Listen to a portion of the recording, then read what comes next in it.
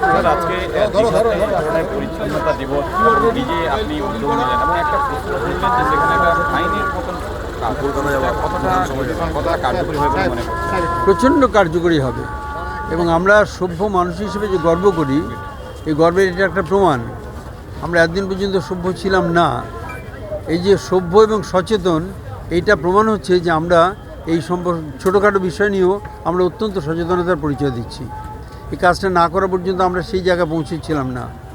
আমি আন্দামানের কথা বললাম কেন? বললাম যে সেখানে নির্দিষ্ট করে বলেই দেওয়া আছে যে বোতল আপনি নিয়ে যান জল খাওয়ার জন্য, কিন্তু জলের বোতলটাকে খাওয়ার পরে আপনি ওটা নিজের ব্যাগে রাখবেন, এটা আপনি ফেরত নিয়ে যাবেন, এটা জলে ফেলবেন না। আমি সিঙ্গাপুরের কথা বললাম, সিঙ্গাপুরে এটি চালু আছে এবং যারাই যায় সবাই যায়, সবাই দেখছে, সবাই জানছে, সবাই বুঝছে এবং ফলে কেউ আর রাস্তায় সিগারেটের টুকরো ফেলছে না, কেউ আবার খাওয়ার পরে ওই প্লাস্টিকের ব্যাগটা ফেলছে না, কেউ ফেলছে না, ফেললেই ফাইন হচ্ছে সঙ্গে সঙ্গে। তারা বুঝছে না এটা অত্যন্ত অন্যায় কাজ।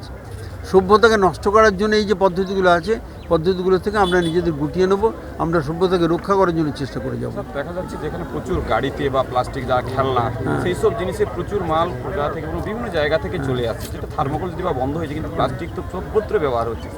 সেটাকে কিভাবে রোধ করা যায়? রোধ করার জন্য পদ্ধতি বন্ধ করুন, তার হয়তো না, ওটা পদ্ধতি না। রোধ করার নতুন পদ্ধতি আবিষ্কার হয়েছে।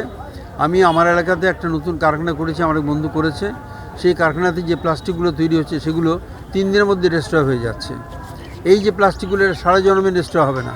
এখন এই প্লাস্টিকগুলো দিয়ে রাস্তা তৈরির জন্য ভাবা হচ্ছে, কিন্তু আমার ওখানে যেটা হয়েছে সারা বলছে 3 দিনের মধ্যে নষ্ট হয়ে যাবে।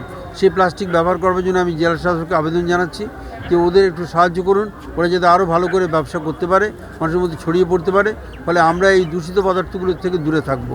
স্যার, একটা প্রশ্ন, যেখানে প্লাস্টিক সংগ্রহ করা হচ্ছে প্রতি টন বেরোচ্ছে, সেখানে রিসাইক্লিংয়ের কোনো ব্যবস্থা নেই। যেখানে আমরা দেখছি ঢেউসাগরের কাছে সেখানে স্ট্যাম্পিং গ্রাউন্ড করা হচ্ছে এবং সেখান থেকে পুড়িয়ে দেওয়া, যেটা বিষাক্ত ধোঁয়া বিভিন্ন গ্রাম অঞ্চল এবং দীঘা শহরে ছড়িয়ে আছে। সেটাকে কীভাবে দূরীভূত করা যায়? ওই আস্তে আস্তে ওটাকে পরিত্যাগ করতে হবে। পরিত্যাগ করা ছাড়া কোনো পথ নেই, পরিত্যাগ করা ছাড়া। এবং এই আমি যেটা বললাম যে আমার ওখানে ডেস্ট্রয়েবল পলিটিক্স তৈরি হয়েছে, এটার ফলে সেইটা ব্যবহার করতে হবে, যেটা প্রতিদিন নষ্ট হয়ে যাবে এবং সেটা প্লাস্টিকের উপকরণ দিয়ে তৈরি হচ্ছে না, অন্য উপকরণ দিয়ে তৈরি হচ্ছে। আমি জেলা শাসককে একজন বলেছিলাম আমি ওনাকে নিয়ে যাবো 2-1 দিনের মধ্যেই দেখাতে ওই জায়গাটা, দেখিয়ে ওনাকে বলবো যে আপনি এটাকে পেট্রোনাইজ করুন, তাহলে আমরা বাঁচবো সবাই মিলে। এই যে আধুনিক মনের পরিচয় দিয়েছেন, এটা আমাদের কাছে খুব গুরুত্বপূর্ণ, খুব গুরুত্বপূর্ণ। আরেকটা জিনিস